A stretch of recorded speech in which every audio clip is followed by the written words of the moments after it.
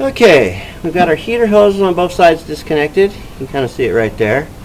Got me a little Harbor Freight flashlight. I get them free in the newspaper. And we've got our cam snail adjuster marked down in here.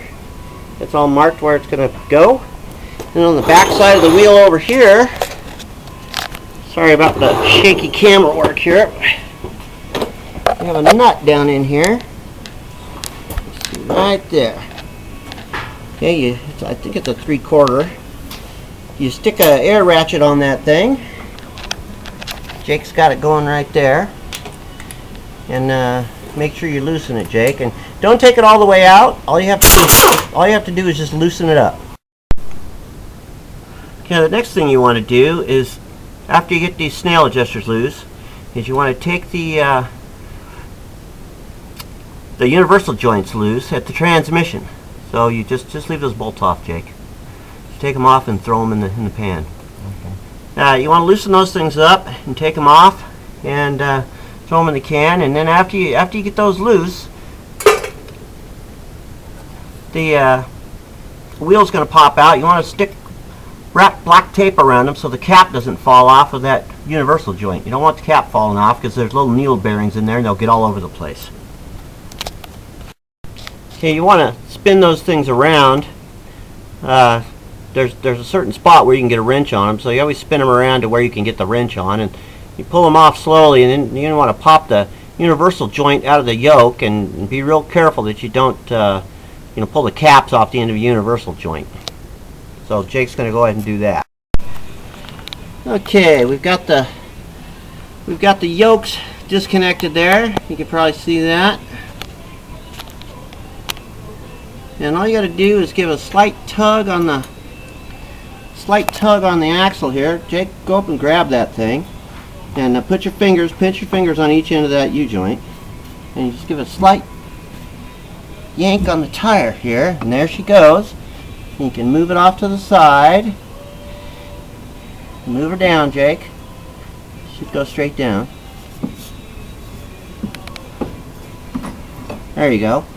And now you want to take and let's get up underneath here. You want to wrap the black tape around those caps all the way around. You don't want those caps to fall off. And anyway, you will wrap tape around them. Jake will go ahead and do that. We're running out of video space, so I'm trying to save space here. Next thing you want to do is you want to take the control arms loose from underneath. Lower control arms, let's get under here, look. Those guys right up in there. You want to take the two side bolts off first. There's 4 bolts that hold that on. You want to take both the side bolts off first.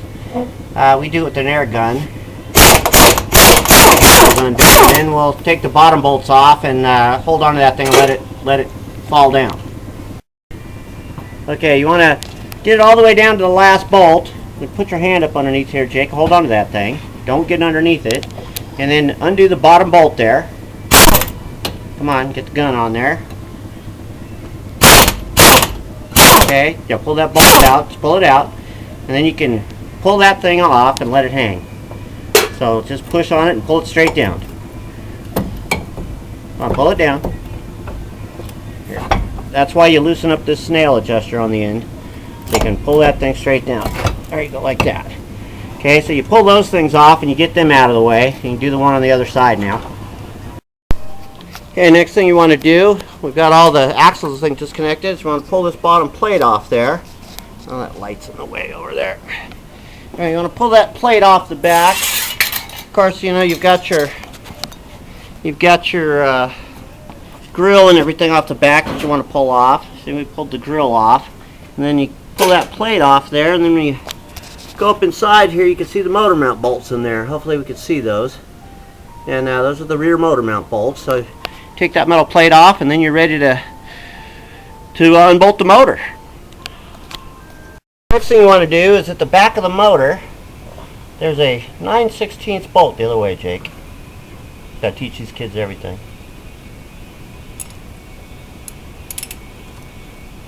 And you take that bolt out right there.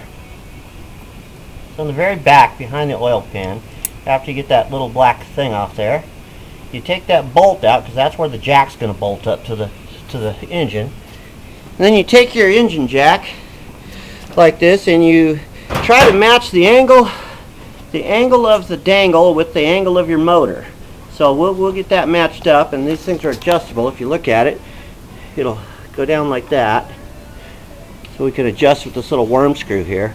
And we'll place that up underneath there, and we'll take our bolt, and that bolt that we just took out, we'll stick it through this thing, and we'll bolt that engine right to the cradle. So we'll do that now. Okay, now we got our jack up in there. You can kind of see it.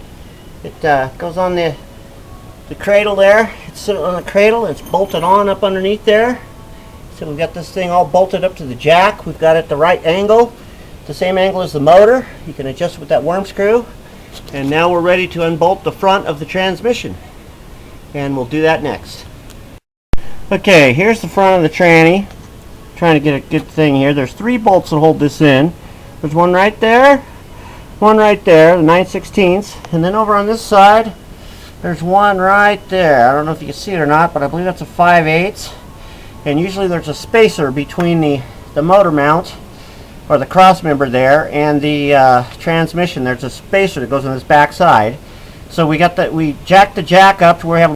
Okay, we got the front motor mounts out. Then we go around and disconnect this rubber stuff, the engine seal. You disconnect that all over the motor, all the way around. So you disconnect that, and now we're ready to undo the back motor mount bolts. Okay, we got everything unbolted. Now you just got to slowly let the engine down. You got to kind of wiggle it around a little bit. It's on the jack there. And you slowly drop it down, kind of hold on to it. And everything disconnected. Pull this bad right back. And we can just slide it out. Jack it up a little bit. There we go. One engine sitting out of the car on the jack. Okay, shut up. Okay, you see that engine? It's sitting there balanced just on that jack, all the way up in the air. And all we do now is we slide the engine stand under it, and we're ready to work on the motor. I'll show you that in just one second. Okay, there we go. Motor's all up on the engine stand. Kind of sits up here. I'm running out of video tape here, but just bolts on the stand. See, it's all sitting there up off the ground, all ready to go. Try to back up a little bit. All ready to take apart and work on, fix all the problems, fire it up, paint everything, and then we're ready to put it back in the car. And I'll try to edit this a little bit later. And if you see inside the engine compartment, it's all no more motor. We're all ready to go. All ready to paint this thing, get it all detailed out before we put the motor back in. And we'll do the body work on this car and strip it down and get it ready to throw in the paint booth and paint it. Okay? So that's engine removal 101. I'll go over this tape. If I forgot anything, I will edit it and throw it in there and give you some more tips. Anybody wants to give me any questions, just write me a PM and I'll try to answer any questions, and maybe we'll do an early model next time. Alrighty, this is Dave Motorhead saying thanks for watching.